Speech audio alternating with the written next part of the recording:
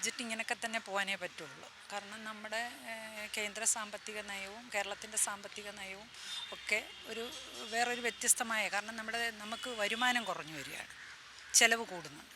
അപ്പോൾ ഏത് ഗവൺമെൻറ്റിനായാലും ബഡ്ജറ്റിൽ ഇങ്ങനെയുള്ള കാര്യങ്ങളൊന്ന് പാസിഫൈ ചെയ്ത് പോകാനേ കഴിയുമെന്നാണ് എൻ്റെ അഭിപ്രായം. പിന്നെ ജനത്തിനുപകാരമായ പല കാര്യങ്ങളും ചെയ്യണമെന്ന് ആഗ്രഹമുള്ള ഒരു ധനകാര്യമന്ത്രിയാണ്. അപ്പം അദ്ദേഹത്തിൻ്റെ പരിമിതികൾക്കുള്ളിൽ നിന്ന് ഗവൺമെൻറ്റിന് ചെയ്യാൻ കഴിയാവുന്ന കാര്യങ്ങൾ ഇൻക്ലൂഡ് ചെയ്തിട്ടുണ്ടെന്നാണ് വിചാരം. നല്ല രീതിയിലാണ് KSRTC. അത് ഗതാഗത വകുപ്പ് മന്ത്രിയെ ഞാൻ പറയുന്ന 2.5 വർഷം നേരത്തെയും കിട്ടേണ്ടത് ഗണേഷ് കുമാർ സാറിന് തന്നെയായിരുന്നു. കാരണം അദ്ദേഹം എനിക്ക് പേഴ്സണലി അദ്ദേഹത്തിൻ്റെ വകുപ്പുമായിട്ട് കുറേയധികം കാര്യങ്ങൾ അറിയാവുന്നതാണ്.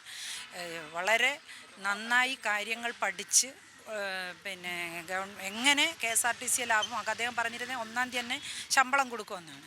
ആ ശമ്പളം 1-ാം തീയതി തന്നെ ശമ്പളം കൊടുത്തു. അതുപോലെ പുതിയ സർവീസുകൾ, ലാഭകരമായിട്ട് റൂട്ടുകൾ കൊണ്ടുപോവുക, അങ്ങനെയുള്ള കാര്യങ്ങൾ. അദ്ദേഹത്തിൻ്റെ കൂടെ ഒരു നല്ല ടീം, അതാണ് KSRTC മിനിസ്റ്റർ മാത്രമല്ല, അദ്ദേഹത്തിൻ്റെ കൂടെ ഒരു നല്ല ടീമുണ്ട്. ആ ടീമിൻ്റെ എഫോർട്ടിൻ്റെ ഒരു ഔട്ട്പുട്ടാണ് നമ്മൾ കാണുന്നത്. അതുപോലെ നമുക്ക് പെൻഷനല്ല, പെൻഷനൊന്നും ഞാൻ പറയുന്നില്ല, 1000 രൂപ കൊണ്ടൊന്നും ആർക്കും പെൻഷനൊന്നും ഞാൻ പറയുന്നില്ല.